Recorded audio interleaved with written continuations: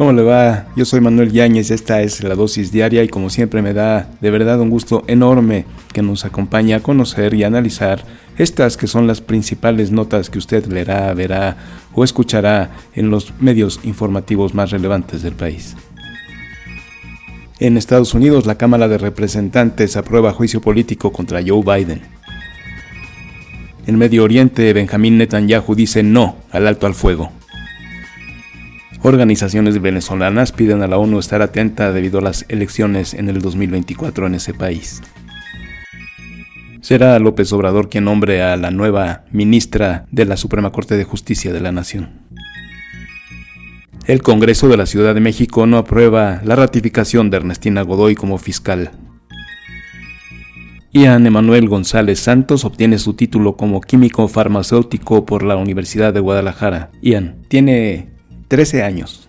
Platicaremos hoy también con José Carlos Femat, la voz de la energía, y con Pamela Jara Gómez, que nos platicará qué es el proyecto Sentido. Empezamos.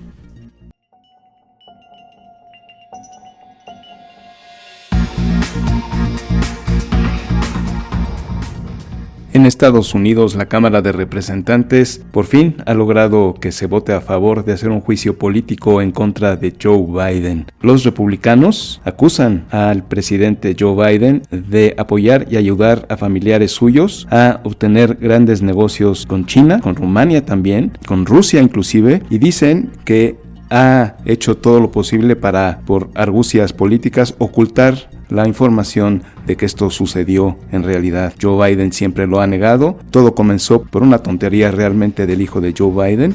Hunter Biden tiene una computadora que no servía, la mandó a arreglar. La persona que la estaba arreglando vio alguna información por ahí que le llamó la atención, sobre todo de negocios que en teoría hizo Hunter Biden con Ucrania. Se acordará todo este teje y maneje que hizo inclusive cuando fue presidente Donald Trump, que le habló a Volodymyr Zelensky. En ese momento todavía vivía en paz Volodymyr Zelensky, y Donald Trump le condicionó la entrega de armamentos, el apoyo para que se estuviera alerta y a la defensiva a Ucrania, a cambio de que le diera información sobre estos negocios, decía Donald Trump, turbios que hacía Hunter Biden allá en Ucrania. Esto nunca se realizó. Esto es parte de lo que dicen que envalentonó a Vladimir Putin para invadir Ucrania. Así es de que todo este embrollo aún está en la mente de los republicanos. Habían ya intentado antes de llevar a juicio político a Joe Biden por ocultar información respecto a los negocios de su familia en estos países, en Ucrania, en Rusia, en China, en Rumania. Y ahora, por fin, por votación mayoritaria, los republicanos van a hacer juicio político contra Joe Biden, y vamos a estar atentos porque ahora está en juicio Donald Trump.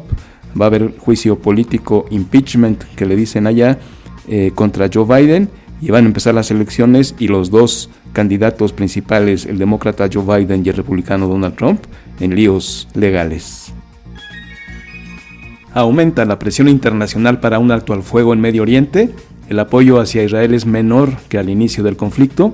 Incluso el presidente de Estados Unidos, Joe Biden, hizo hace un par de días una llamada a Netanyahu para cesar el bombardeo a Gaza, y entre tanto Benjamín Netanyahu, el primer ministro de Israel, afirmó que su país continuará con la guerra en la franja de Gaza hasta el final, hasta la victoria, hasta la destrucción de Hamás, y lo hará a pesar de la presión internacional para un alto al fuego y para reducir las víctimas civiles. Netanyahu lidera una coalición con partidos ultraderechistas contrarios al diálogo con los palestinos. Los bombardeos en la franja de Gaza, que empezaron hace poco más de 2 meses, han causado la muerte de 18.600 personas. Más del 70% de estos son civiles y más de 50.600 heridos. Mientras esto decía Netanyahu, en la franja de Gaza, durante una emboscada fallecieron 9 soldados israelíes, a pesar de que el mando militar de ese país, de Israel, había dicho reiteradamente que había quebrado la estructura de mando de Hamás en el norte de Gaza.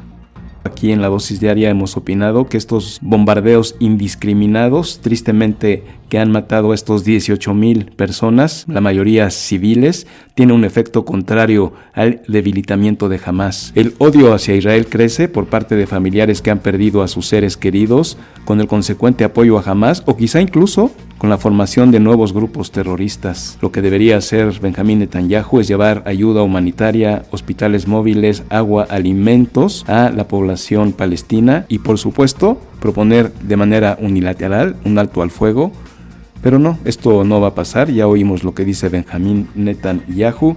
No se ve en el corto plazo, ni siquiera en el mediano plazo, que vaya a haber un nuevo cese al fuego en el Medio Oriente.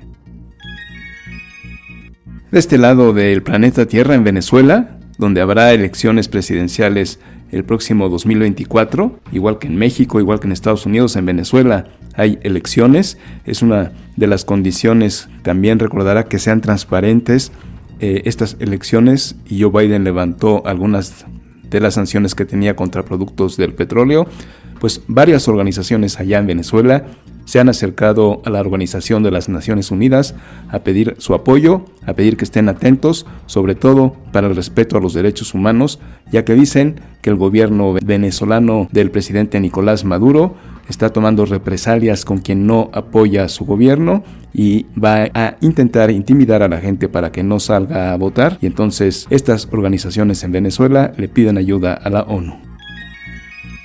En México, tal como lo habíamos previsto, en el Senado no se ponen de acuerdo, o no se quisieron poner de acuerdo, y va a ser prerrogativa del presidente de la República, de acuerdo a la Constitución, que sea él, Andrés Manuel López Obrador, quien nombre al nuevo ministro de la Corte en la Suprema Corte de Justicia de la Nación. ¿Quién será? ¿Será la hermana del jefe de la Ciudad de México, Lenia Batres, o será la hermana de la secretaria de Gobernación, Berta Alcalde, o será Heréndira Cruz Villegas? ¿Quién será la nueva ministra de la Suprema Corte de Justicia? Suponemos, aquí apostamos en la dosis diaria, porque va a ser la hermana de la secretaria de Gobernación, Berta Alcalde, pero vamos a ver si en su conferencia matutina, en la mañanera, López Obrador dice algo al respecto, si se pronuncia de inmediato o si se toma un par de días para nombrar a la nueva ministra de la Corte de la Suprema Corte de Justicia de la Nación. Los que tampoco se pusieron de acuerdo fueron los congresistas en la Ciudad de México. No hay ratificación para Ernestina Godoy. Se acordará esta imagen que estaban con sus mamelucos los congresistas panistas de oposición para rechazar la ratificación del nombramiento de Ernestina Godoy como fiscal de la Ciudad de México. Pues prevalecieron, no hay nombramiento de nuevo fiscal, Ernestina Godoy no es reelecta, y ahora el Consejo Judicial Capitalino, de acuerdo a los artículos 119 y 120 de la Ley Orgánica del Congreso de la Ciudad de México, realizarán un proceso de examinación público y abierto para designar al nuevo titular de la institución. El Consejo deberá proponer, con la aprobación de las 2/3 partes de sus integrantes, a él o al jefe de gobierno una terna de candidatos para que seleccione y remita el nombre de una persona al Congreso. Lo que va a pasar es que en caso de no lograrse la ratificación de Ernestina Godoy, como hasta el momento es lo que ha sucedido, antes del próximo 9 de enero, cuando termina su periodo como fiscal, y de acuerdo a la ley, deberá asumir el cargo el Coordinador General de Investigación Territorial en un interinato, y según el actual organigrama, es Oliver Ariel Pilares Viloria, quien ocupará el cargo de fiscal interino hasta que se pongan de acuerdo en el Congreso de la Ciudad de México y nombren a un fiscal. Y en una de estas buenas noticias, Ian Emanuel González Santos obtuvo el título como químico farmacéutico por la Universidad de Guadalajara, y esto no sería una gran noticia si no es porque Ian tiene 13 años. Ya forma parte de la historia de la Universidad de Guadalajara y de todo Jalisco y de todo México, pues a sus 13 años consiguió su título como químico farmacéutico biólogo. Para Ian, ir a la universidad fue pues como cuando íbamos a la primaria, después de clases, pues todas las actividades que tiene una persona que empezó, pues ya tiene 13 años cuando se tituló, a lo mejor empezó a los 10 años, y como cualquier niño de su edad, se dedicaba a jugar mientras por las mañanas se iba a la universidad, y ahora ya tiene el título de químico farmacéutico biólogo. Felicidades para Ian Emanuel González Santos, de 13 años.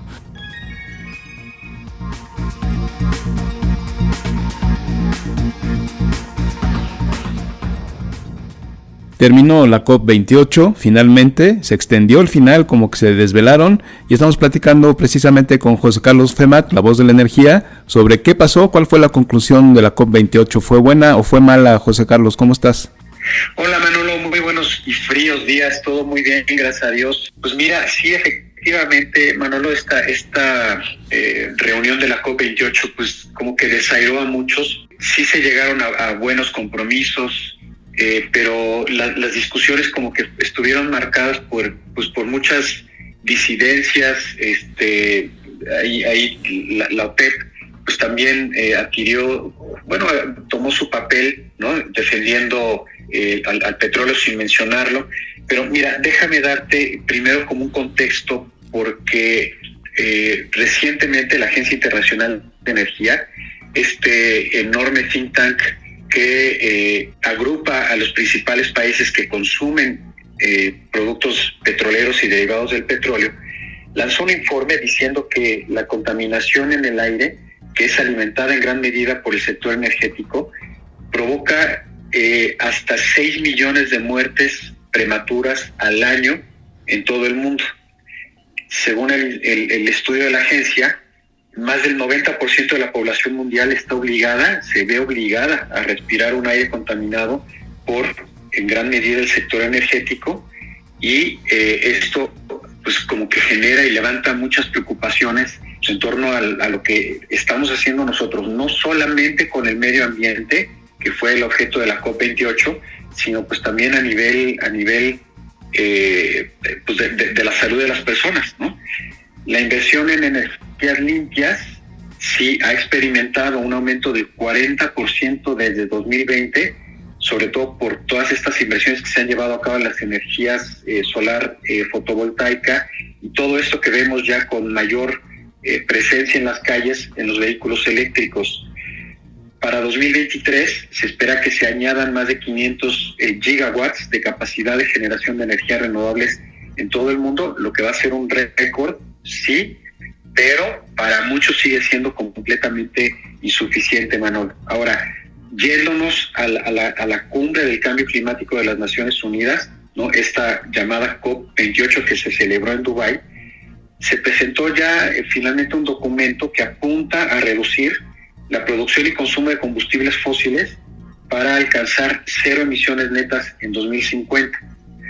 Ahora, ahí está el truco, porque no se menciona la eliminación completa de los combustibles fósiles, pero sí se insta o se conmina pues a la rápida reducción del carbón, y se limita la autorización de nuevas plantas de generación de electricidad basadas en el carbón.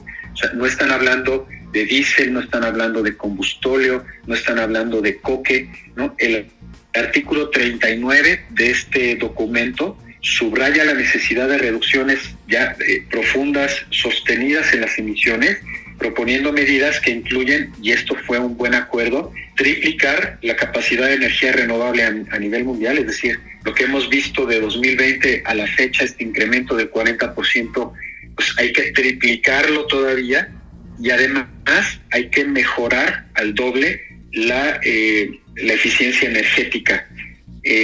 Hay medidas adicionales, pero estas son las más importantes. No obstante, sí los críticos de este acuerdo pues observan la falta de un compromiso claro para eliminar los combustibles fósiles, y esto pues genera tensión entre pues quienes sí están dispuestos a hacerlo y quienes no. Se esperaba mucho menos todavía, siendo en Dubái una zona petrolera indudablemente, y aparte la COP estaba presidida por el director de la petrolera de la región, entonces pues se esperaba mucho menos, ¿eh? Sí, con todo, fíjate, o sea, fue un buen acuerdo, pero, o sea, como que no se mencionan datos específicos, no se mencionan políticas específicas, y eso pues como que dejó un mal sabor de boca a quienes justamente pues esperaban, ¿no? Que esta COP fuera decisiva. Lo vas a ver y a leer, como tú dices, y a escuchar en los noticieros como, pues sí, un avance muy notorio, y desde luego, claro que fue un avance muy importante, pero pues no fue lo que se esperaba. Y ¿sabes qué pasa? Que la OPEP este cártel o esta organización de países productores de petróleo, pues también influyó mucho en que la decisión pues no fuera tan definitiva, ¿no? La OPEP claramente, pues lo que ellos dicen es que hay que eliminar, sí, los combustibles fósiles de manera progresiva y no tajante. Por ejemplo, Arabia Saudita y Rusia lo que hicieron durante la discusión de este documento fue decir, bueno, pues vámonos a centrar en la reducción general de la contaminación, pero no hablemos específicamente de los combustibles fósiles. Y esto contrasta con la visión de otros 80 países, incluyendo a Estados Unidos, fíjate, Estados Unidos y a la Unión Europea, que exigieron un acuerdo que estableciera claramente el fin del uso de los combustibles. Entonces ahí vemos el choque. Por un lado, la OPEP dice, no, vamos a concentrarnos en otras cosas, en la reducción de la contaminación, sin hablar de los combustibles fósiles, pero por otro lado, hay países como Estados Unidos, te digo, y la Unión Europea, que ellos no, ellos sí estaban a favor de establecer más claramente el fin de los combustibles. Entonces, pues ahí está el dilema. Sí hubo grandes acuerdos, por ejemplo, se dice también que esto fue parte de la razón por la que se está abogando por esta reducción de los combustibles fósiles, que este año, 2023, se registraron las temperaturas más altas en los últimos 125,000 años, Manolo, lo que evidencia el alcance del cambio climático y hace pues muy importante transitar ya hacia energías limpias de una manera ya imperativa y obligatoria. Se espera también que ya el año que entra, en la reunión de la COP29 en Azerbaiyán y sobre todo en la COP30 que se va a llevar a cabo en Brasil en 2025, pues ya se tomen medidas mucho más agresivas, contundentes y sólidas para pues tratar de continuar mitigando el cambio climático. Y así es, Manolo, sí, se llegaron, te digo, a buenos acuerdos, se lograron, por ejemplo, crear una bolsa para apoyar a aquellos países que se vean afectados por los efectos del cambio climático. Me parece que se generó una bolsa de $700 millones. En fin, vamos a ver 2 o 3 cosas hay muy buenas, muy importantes de este acuerdo, pero específicamente la parte de reducción de combustibles fósiles, pues quedó ahí al garete y no pues por la posición tan encontrada de unos y otros, Manolo. Vamos a ver qué pasa, a ver si no es demasiado poco, demasiado tarde. El dinero, como siempre, se impone a la salud del planeta Tierra y estamos viviendo los años más calurosos y estos fríos irracionales también. Es un cambio climático total. Vamos a ver qué pasa en las siguientes 2 COPs y qué pasa con la aplicación de estos acuerdos, porque una cosa es llegar a los acuerdos y otra cosa es ver si son vinculantes o no. Gracias, José Carlos. Muchísimas gracias. José-FEMAT, búsquelo en X y también en La Voz de la Energía, su podcast, búsquelo en Spotify. Así es, Manolo, muchísimas gracias. Hasta la próxima.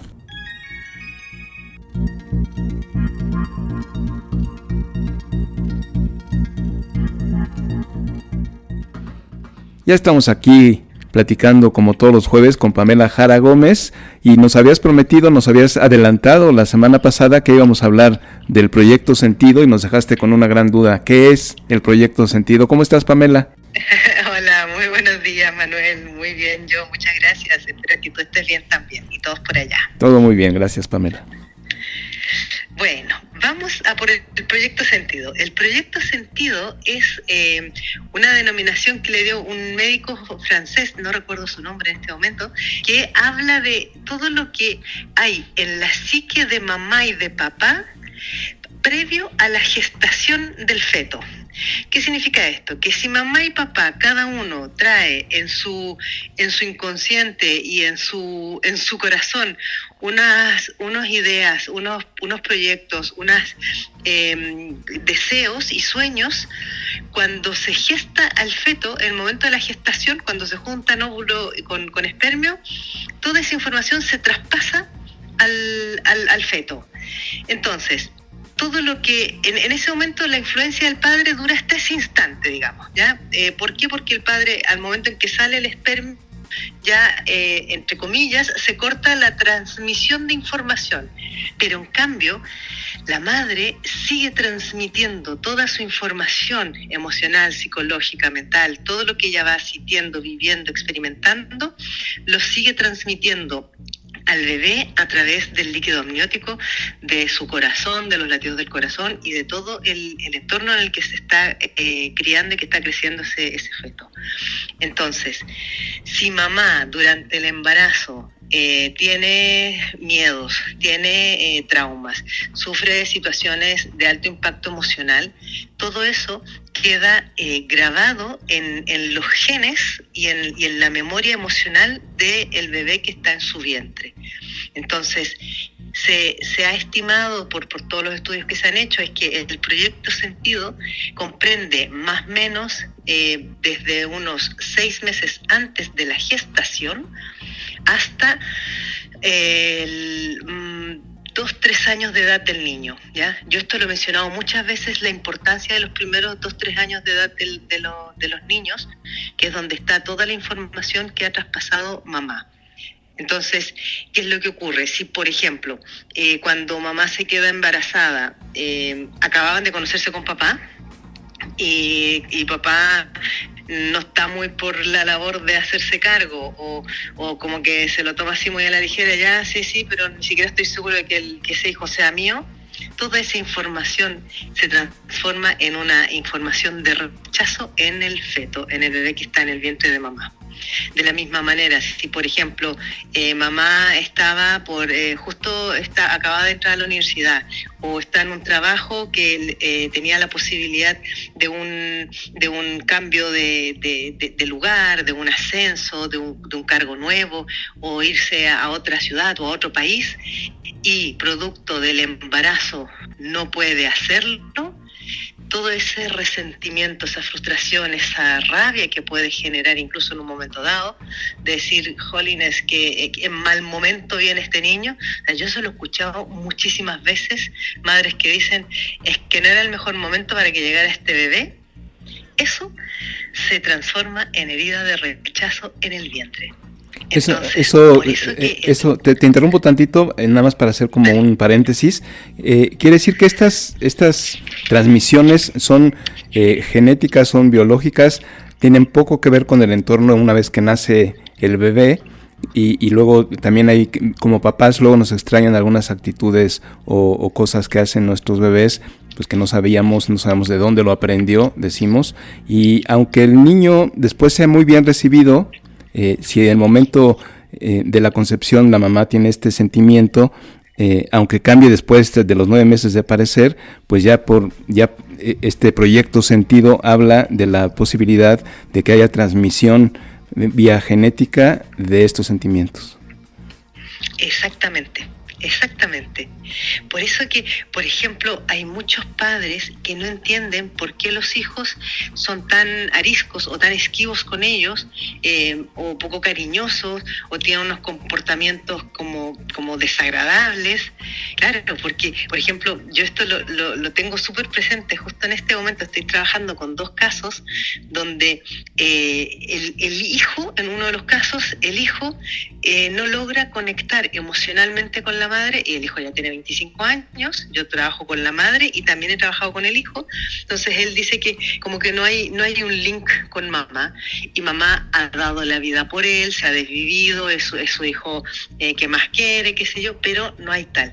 ¿Qué es lo que ocurre? Que cuando ella se quedó embarazada, en el primer instante la rechazó toda su familia. Esto también es otro tema interesante.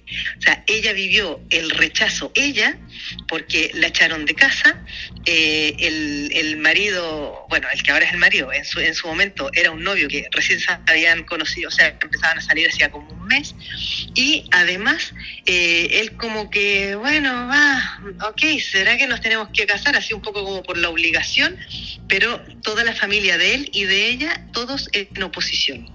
Entonces ella se llegó a cuestionar que si a lo mejor la mejor solución era abortar. ¿Qué es lo que pasa? Que ese niño tiene toda esa información grabada en su ADN y en su campo emocional. Entonces, por mucho que él sabe que mamá y papá lo quieren mucho, sobre todo con mamá, nunca ha podido terminar de sentir esa conexión con ella, porque es como que lo hubiera quedado muy, muy latente el rechazo y el miedo también de la madre, porque la madre tuvo mucho miedo, ¿ya? Y luego, por ejemplo, otro caso que también rechazada desde el vientre, ella desde niña no le gustaba que papá ni mamá la abrazaran, ni le dieran besos ni nada, pues sentía un rechazo hacia sus padres. O sea, era como que en este caso era la niña la que rechazaba a los padres. Y como los padres tampoco se esforzaron mucho en ser más cariñosos, al final ella hasta el día de hoy, ya una mujer adulta de cerca de 40 años, sigue sufriendo por esas heridas. Entonces, quiere acercarse a su madre, pero me decía, es que yo no la quiero, y se siente culpable porque no quiere a la madre, ¿ya? Claro, porque ¿qué es lo que pasó? Que mientras estaba ella en el vientre, la madre no quería a esa hija. Entonces, es súper importante todas nuestras emociones en todo momento. Fíjate que también en este mismo contexto de la importancia que tienen los primeros años de edad de los niños, unos estudios recientes que se han hecho en neurociencia han identificado que los niños más o menos hasta los 7 años, 7, 8 años, que esto yo también lo he comentado en otras conversaciones, el niño ya ha absorbido y ha mamado toda la información emocional con la que va a vivir mayoritariamente el resto de su vida. ¿Por qué? Porque hasta esa edad, hasta los 7, 8 años, los niños son como esponjas.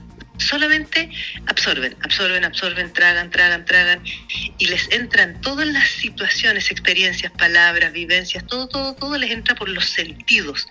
No hay ninguna racionalización ni ninguna reflexión o análisis consciente. Solamente es como, si lo veo, se va quedando registrado. Si lo siento, si lo huelo, si lo saboreo, o sea, todo pasa por los sentidos. Qué interesante la teoría esta del proyecto sentido. ¿No te acordaste del doctor francés? A ver si te acuerdas para la siguiente sesión. Si no, me comprometo para la próxima semana darte el nombre. Oye, Pamela, no lo vas a creer, pero ya se nos acabó el tiempo, voló, es importantísimo.